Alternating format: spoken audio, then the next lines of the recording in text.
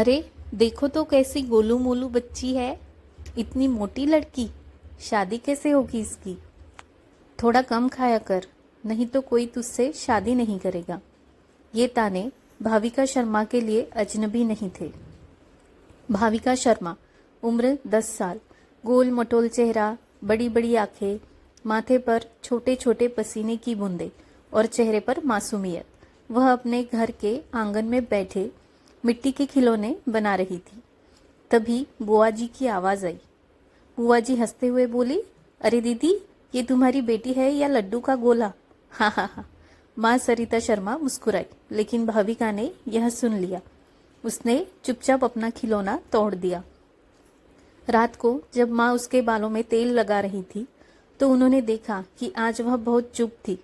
सरिता प्यार से कहती है, क्या हुआ बेटा। भाविका धीरे से कहती है, माँ, क्या मैं बहुत मोटी हूँ। माँ चौंक गई। उन्होंने तुरंत उसे गले से लगा लिया। सरिता कहती है, बेटा, मोटापा या दुबलापन कोई पहचान नहीं होती। असली खूबसूरती तो इंसान के दिल में होती है। लेकिन यह बातें भाविका को समाज के तानों से बचाने के लिए पर्याप्त नहीं थी। स्कूल में खेलकूद प्रतियोगिता का दिन था। भाविका बहुत उत्साहित थी। वह हमेशा से रिले रेस में भाग लेना चाहती थी। उसने अपना नाम लिखवाया, लेकिन जब टीम लीडर नेहा ने देखा कि वह दौड़ में भाग ले रही है तो वह हंस पड़ी। नेहा ने हंसते हुए कहा, अरे भाविका, तू हमारे साथ दौड़ में भाग मत ले, नहीं तो ग्राउंड हिल जाएगा। पूरी क्लास हंसने लगी। भाविका के चेहरे की मुस्कान गायब हो गई। उसे लगा कि वह सच में दौड़ नहीं सकती। उसने धीरे से अपना नाम वापस ले लिया। घर लौटकर माँ से कहा, माँ, मैं स्पोर्ट्स में अच्छी नहीं हूँ, मुझे भाग नहीं लेना चाहिए था। माँ ने प्यार से उसका चेहरा थाम लिया। बेटा, तुम स्पोर्ट्स में अच्छी हो या नहीं, यह मायने नहीं रखता। मायने यह रखता है कि तुमने कोशिश की। लेकिन यह कोशिश भी उसे समाज के कटाक्षों से बचा नहीं सकी। अब भाविका 24 साल की हो चुकी थी। उसने एमकॉम किया था और एक स्कूल में टीचर की नौकरी कर रही थी। अब उसकी शादी की बातें शुरू हो गई। एक दिन घर पर बुआ जी कहती है, अभी तक शादी नहीं हुई। मोटी लड़की को वैसे भी अच्छे रिश्ते नहीं मिलते। माँ पापा चुप हो गए। फिर एक दिन पहला रिश्ता आया। लड़का था अर्जुन मल्होत्रा, दिल्ली में इंजीनियर। लड़के वाले देखने आए थे। भाविका गुलाबी साड़ी में सजी थी, लेकिन जैसे ही लड़के की माँ ने उसे देखा, उन्होंने धीरे से पति से कहा, लड़की तो मोटी लग रही है, अर्जुन क्या बोलेगा। भाविका ने यह सुन लिया। अर्जुन संकोच से पूछता है, तो आपको क्या पसंद है। भाविका ने कहा, मुझे पढ़ाना पसंद है और किताबें पढ़ना भी। अर्जुन हिचकिचाते हुए बोला, देखो, तुम अच्छी हो, लेकिन मेरी माँ को दुबली लड़की पसंद है। अगर तुम थोड़ा वजन कम कर लो तो हम आगे बात कर सकते हैं। यह सुनकर भाविका मुस्कुरा दी। शुक्रिया, लेकिन मुझे अपने वजन से कोई दिक्कत नहीं। मुझे किसी और के लिए खुद को बदलना मंजूर नहीं। पहला रिश्ता टूट गया, लेकिन इससे भाविका को एहसास हुआ कि समाज उसे नहीं बदलेगा, उसे खुद को स्वीकार करना होगा। पहले रिश्ते के टूटने के बाद भाविका की माँ सरिता बहुत दुखी थी। उन्हें चिंता थी कि कहीं उनकी बेटी का आत्मविश्वास टूट न जाए। लेकिन भाविका ने अपने माता पिता की आंखों में चिंता के भाव पढ़ लिए। भाविका मुस्कुराते हुए कहती है, माँ, आप इतनी परेशान क्यों हैं? क्या केवल शादी ही एक लड़की की जिंदगी का लक्ष्य होता है? सरिता संकोच से कहती है, बेटा, समाज की कुछ परंपराएं हैं। लोग तरह तरह की बातें बनाते हैं। भाविका ने कहा, तो लोग बातें बनाते रहे, मुझे उनकी परवाह नहीं। मैं अपनी पहचान खुद बनाऊंगी। यह पहली बार था जब भाविका ने इतनी दृढ़ता से कुछ कहा था। अब भाविका ने ठान लिया कि वह अपने पैरों पर पूरी तरह खड़ी होगी। उसने अपनी टीचिंग की नौकरी को और गंभीरता से लेना शुरू कर दिया। एक दिन स्कूल में प्रधानाचार्य मिसेस कपूर ने भाविका को अपने ऑफिस में बुलाया। मिसेस कपूर ने कहा, भाविका, तुम्हारी पढ़ाने की शैली बहुत अच्छी है। तुम चाहो तो स्कूल की सीनियर टीचर बन सकती हो। भाविका हैरानी से कहती है, क्या? लेकिन मेरे पास अभी इतना अनुभव नहीं है। मिसेस कपूर कहती है, तुम में काबिलियत है और यही सबसे जरूरी चीज होती है। भाविका को पहली बार महसूस हुआ कि उसका आत्मविश्वास ही उसकी असली ताकत है। उसने यह पद स्वीकार कर लिया। अब वह सिर्फ एक शिक्षिका नहीं थी, बल्कि अपने जीवन को नई दिशा देने वाली मजबूत महिला भी थी। अब भाविका की शादी की बातें दोबारा शुरू हुई। इस बार रिश्ता अभय मेहरा नाम के एक सॉफ्टवेयर इंजीनियर से आया, जो दिल्ली में काम करता था। अभय के माता पिता बहुत खुले विचारों के थे। जब भाविका से मिलने आए तो उनकी माँ ने जो कहा उसने सबको चौंका दिया। अभय की माँ ने कहा, हमें लड़की का वजन नहीं, उसकी सोच पसंद आई। हमें रिश्ता मंजूर है। भाविका पहली बार किसी को अपने वजन से अलग पहचान बनाते देख रही थी। शादी तय हो गई, लेकिन रिश्तेदार अब भी ताने मारते रहे। मौसी ने कहा, लड़की को शादी तक थोड़ा पतला होना चाहिए। इस बार भाविका चुप नहीं रही। भाविका ने कहा, अगर मेरी खुशियां मेरे वजन पर निर्भर करेंगी तो यह रिश्ता मुझे मंजूर नहीं। शादी का दिन आया। जब अभय ने भाविका को देखा तो उसने कहा, आज मैं दुनिया की सबसे खूबसूरत लड़की से शादी कर रहा हूँ।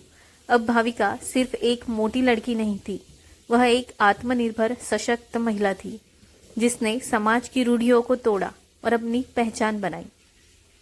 पहचान वजन से नहीं, काबिलियत से बनती है। शादी के बाद जब भाविका पहली बार अपने ससुराल पहुंची तो सबकी नजरें उसी पर थी। नई बहू कैसी है, कामकाज में कितनी निपुण है, सबसे बड़ी बात, क्या यह हमारे परिवार की मर्यादा निभा पाएगी। सुबह जब रसोई में गई तो अभय की चाची और बुआ पहले से ही वहां मौजूद थे। चाची ने हंसते हुए बोला, अरे नई बहू, लगता है तुझे अच्छा खाना बनाना आता होगा। बुआ ने कहा, हाँ हाँ, अच्छे खाने से ही तो इतनी हेल्दी दिखती है। रसोई में मौजूद नौकरानी ने सिर झुका लिया, लेकिन भाविका ने मुस्कुराकर जवाब दिया, जी चाची, खाना खाना और बनाना दोनों ही पसंद है। आज नाश्ता मैं बनाती हूँ। वह जानती थी कि यह केवल नाश्ता बनाने की बात नहीं, बल्कि उसके हुनर और अस्तित्व की परीक्षा थी। उसने आलू के पराठे और पोहा बनाया। जब सबने खाया तो कोई भी तारीफ किए बिना नहीं रह सका। अभय ने हंसते हुए कहा, वाह भाविका, मुझे तो पता ही नहीं था कि तुम इतनी अच्छी कुक हो। सासू माँ ने प्यार से कहा, बेटा तुम्हारे हाथ में तो सच में जादू है। लेकिन चाची और बुआ के चेहरे पर अब भी वही पुरानी हंसी थी, जैसे कह रही हो, खाना तो बना लिया, लेकिन बहू को असली परीक्षा अभी देनी है। एक दिन अभय के बड़े ताऊजी का परिवार मिलने आया। जैसे ही उन्होंने भाविका को देखा, कानाफूसी शुरू हो गई। ताई जी ने धीरे से अभय की माँ से कहा, लड़की तो अच्छी है, लेकिन जरा वजन ज्यादा है, आगे जाकर दिक्कतें न हो जाए। भाविका ने यह सुना और पहली बार महसूस किया कि शादी के बाद भी समाज की सोच नहीं बदली। लेकिन इस बार वह चुप नहीं रही। उसने कहा, ताई जी, वजन से कोई दिक्कत नहीं होती, असली समस्या सोच की होती है। ताई जी को यह सुनकर झटका लगा, लेकिन अभय मुस्कुरा दिया। उसने कहा, बिल्कुल सही कहा भाविका। अब घर में सबको समझ आने लगा था कि भाविका सिर्फ एक बहू नहीं, बल्कि एक मजबूत इंसान भी है। कुछ दिनों बाद भाविका और अभय एक रिश्तेदार की शादी में गए। शादी में जाते ही कुछ महिलाओं ने उसे घेर लिया। एक रिश्तेदार ने कहा, अरे भाविका, तुम्हें देखकर लगता नहीं कि तुम नई दुल्हन हो। दूसरी रिश्तेदार ने कहा, हाँ, नई बहुएं तो थोड़ी दुबली पतली होती है। यह ताने वही थे जो भाविका बचपन से सुनती आ रही थी, लेकिन इस बार उसका जवाब अलग था। उसने मुस्कुराकर कहा, नई बहुओं को प्यार से आका जाता है या वजन से। सब चुप हो गए। अभय ने गर्व से भाविका का हाथ थाम लिया। उसने कहा, मैंने अपनी पत्नी को उसकी आत्मनिर्भरता और आत्मसम्मान के लिए पसंद किया, न कि उसके शरीर के लिए। यह सुनकर कुछ रिश्तेदारों के चेहरे झुक गए और कुछ मुस्कुरा दिए। शादी के 2 साल बाद भाविका माँ बनने वाली थी। जब वह डॉक्टर के पास गई तो डॉक्टर ने कहा, भाविका, प्रेगनेंसी में वजन का ध्यान रखना जरूरी है, लेकिन घबराने की जरूरत नहीं, बस हेल्दी डाइट लो और वॉक करो। भाविका पहली बार महसूस कर रही थी कि स्वास्थ्य और वजन में अंतर होता है। अब उसने योग और हेल्दी डाइट को अपनी जिंदगी का हिस्सा बना लिया। 9 महीने बाद उसने एक प्यारी सी बेटी को जन्म दिया, तन्वी। जब रिश्तेदार उसे देखने आए तो वे हैरान रहे। बुआ जी ने कहा, अरे वाह भाविका, तुम पहले से ज्यादा खूबसूरत लग रही हो। उसने मुस्कुराकर कहा, खूबसूरती चेहरे या वजन से नहीं, आत्मविश्वास से आती है। तन्वी के जन्म के बाद भाविका की जिंदगी में कई बदलाव आए।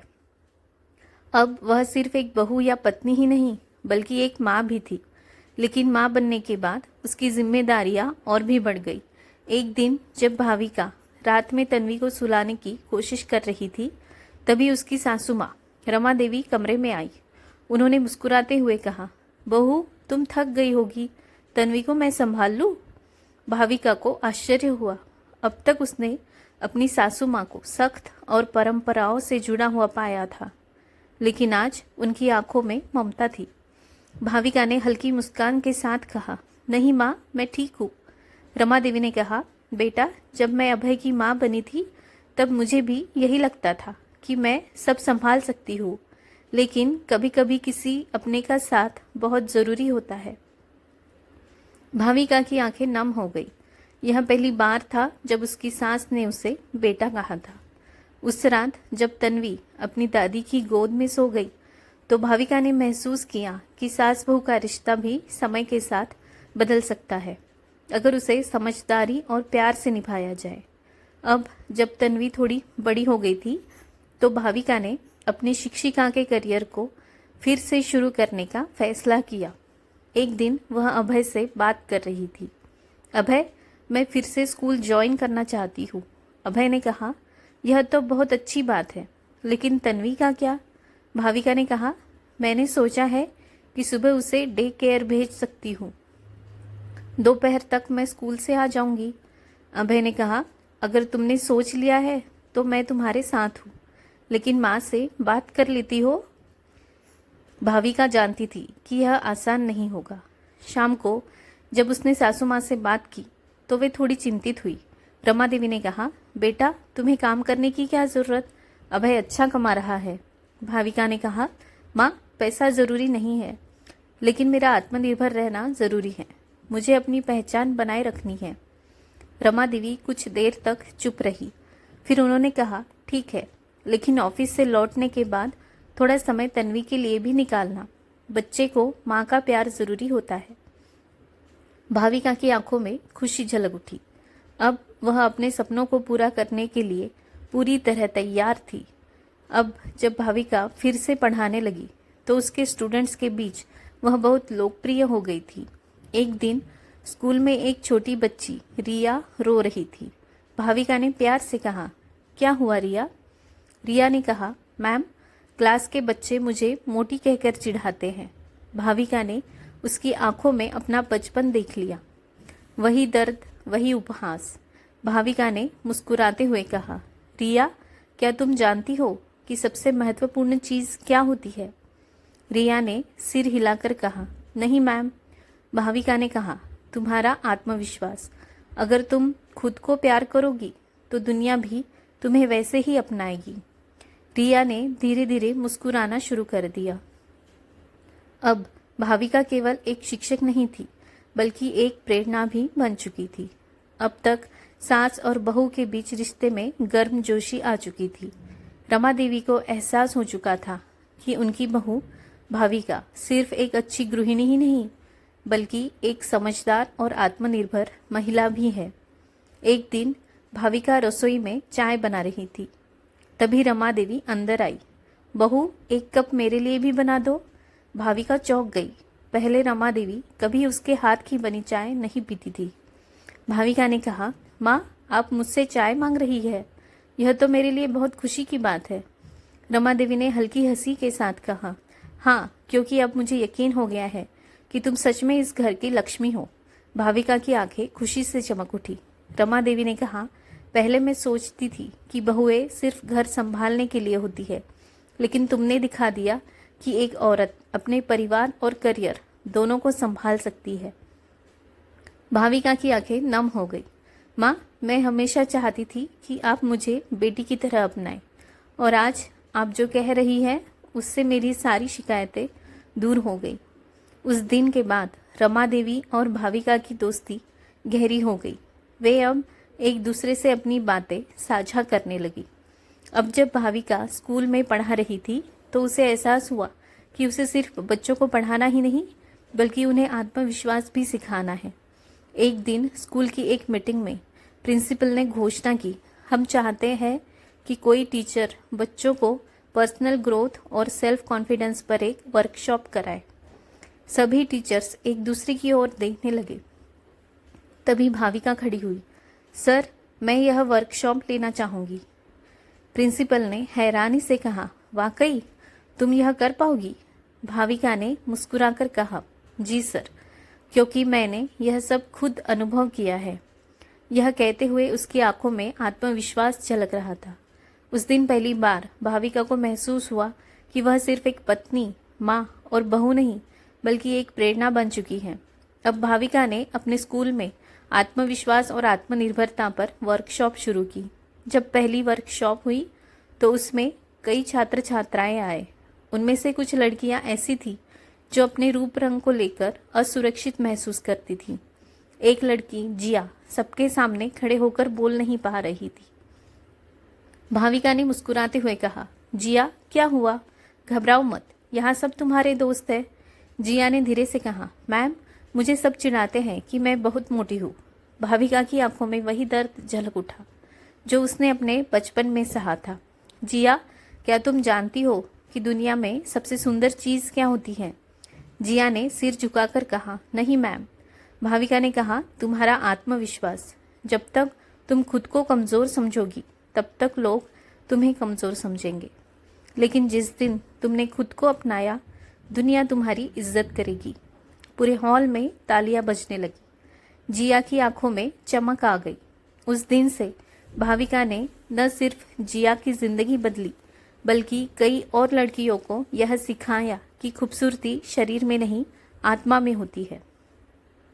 अब भाविका सिर्फ एक स्कूल टीचर नहीं बल्कि एक मोटिवेशनल स्पीकर भी बन गई थी। एक दिन उसे एक बड़े कॉलेज से महिला सशक्तिकरण पर भाषण देने का निमंत्रण मिला। जब वह मंच पर पहुंची तो वहां हजारों लोग बैठे थे। उसने माइक्रोफोन उठाया और कहा, आज मैं आप सबके सामने खड़ी हूँ क्योंकि मैंने अपने डर को हराया है। अगर मैं यह कर सकती हूँ तो आप भी कर सकते हैं। वहाँ बैठे लोगों ने तालियों से उसका स्वागत किया। अब भाविका एक नई पहचान बना चुकी थी, एक ऐसी महिला जिसने खुद को बदला और समाज को भी बदलने की हिम्मत दी। अब जब भाविका आत्मनिर्भर बन गई थी तो उसने अपने मायके जाने का सोचा। जब वह अपने माता पिता के घर पहुंची तो उसकी माँ की आंखों में खुशी के आंसू थे। माँ ने गले लगाते हुए कहा, बेटा मुझे तुम पर गर्व है। भाविका ने कहा, माँ यह सब आपकी दी हुई सीख का नतीजा है। अब भाविका के पिता भी खुश थे कि उनकी बेटी ने दुनिया को दिखा दिया कि एक औरत सिर्फ मोटी लड़की नहीं बल्कि एक मजबूत व्यक्तित्व की मालिक होती है। अब भाविका ने फैसला किया कि वह सिर्फ अपने लिए नहीं बल्कि दूसरी महिलाओं की भी मदद करेगी। उसने एक संस्था शुरू की, आत्मनिर्भर नारी, जहां वह महिलाओं को आत्मविश्वास बढ़ाने, करियर में आगे बढ़ने और समाज के रूढ़िवाद से लड़ने की प्रेरणा देती थी। अब समाज में उसकी एक अलग पहचान थी। एक दिन जब उसने अपने घर की बालकनी से नीचे देखा तो उसने देखा कि उसकी सास रमा देवी अपनी सहेलियों को गर्व से कह रही थी, मेरी बहू सिर्फ मेरी बहू नहीं बल्कि पूरे समाज की प्रेरणा है। भाविका की आंखों में आंसू आ गए। यह खुशी के आंसू थे। उसने अपनी जिंदगी के सबसे बड़े संघर्ष को जीत लिया था। पहचान शरीर से नहीं आत्मविश्वास से बनती है। भाविका की कहानी सिर्फ एक लड़की की कहानी नहीं बल्कि हर उस लड़की की कहानी है जिसे समाज ने उसके रूप रंग के आधार पर जज किया, लेकिन वह हारी नहीं, उसने खुद को साबित किया। तो दोस्तों, आपको ये कहानी कैसे लगी है नीचे कमेंट सेक्शन में ज़रूर बताएं। मैं आपसे जल्द ही मिलती हूँ अपने अगले वीडियो में एक नई कहानी के साथ। धन्यवाद।